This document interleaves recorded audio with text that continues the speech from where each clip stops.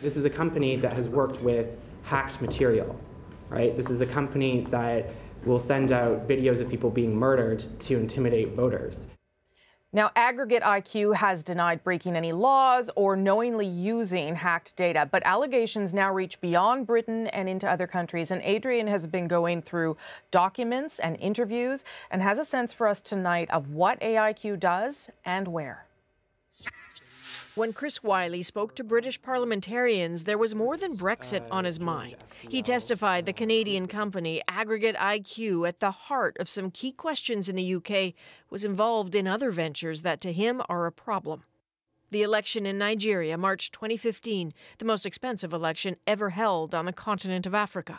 Aggregate IQ was handed material in Nigeria from Cambridge Analytica to distribute online. So that's distribution of compromat, and that's also distribution of incredibly threatening and violent video content. Dark, scary, very uncertain.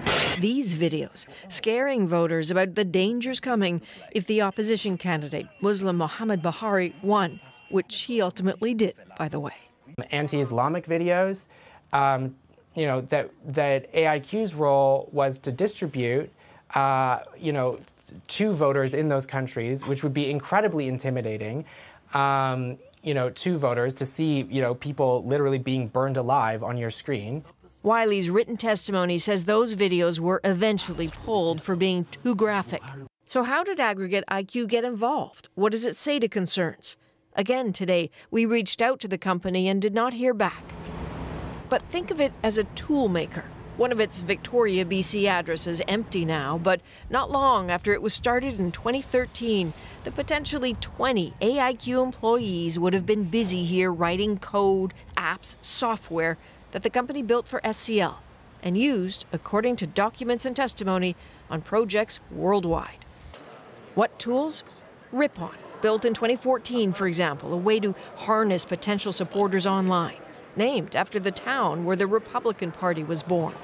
That application used by Ted Cruz in the U.S. primaries and Texas Governor Greg Abbott. Documents show AIQ applying its data tools to an election in Trinidad and Tobago in 2015. AIQ went to work for the BC Liberal leadership hopeful Todd Stone, the company blamed by Stone's camp when more than 1,000 new memberships were tossed out for being improper. Now, new indications AIQ is connected with the upcoming Ukrainian election.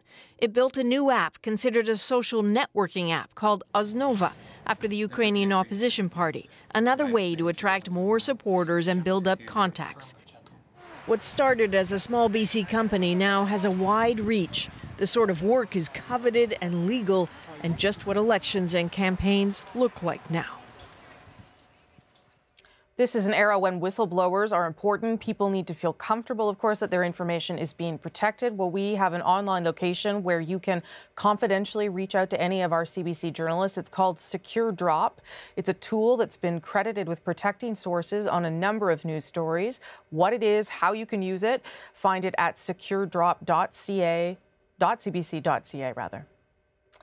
The man at the center of all this, Canadian Christopher Wylie, unraveled Cambridge Analytica's tangled web of operations for a committee of Britain's Parliament today, detailing just how the firm and its proxies targeted swing voters in the tightly fought Brexit vote. As Margaret Evan explains, it was a masterclass in digital manipulation and cheating. Onto the United Kingdom's fractured political landscape, still bitterly divided by the Brexit referendum, there comes another storm. This time in the form of Canadian whistleblower Chris Wylie, drawing paparazzi-like attention ever since his allegations surfaced about Cambridge Analytica and the data it took from millions of Facebook users without their permission. So I'd like to welcome Christopher Wylie and Paul. Today, Wylie told a British parliamentary committee that the country's official Leave campaign had had access to that Facebook data through the firm he describes as Analytica's Canadian franchise.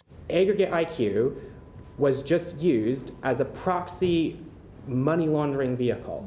Wylie repeated claims that the main group advocating for Britain to leave the EU, Vote Leave, circumvented election spending limits by donating money to another Leave campaign, which then bought services from Aggregate IQ, also working for Vote Leave.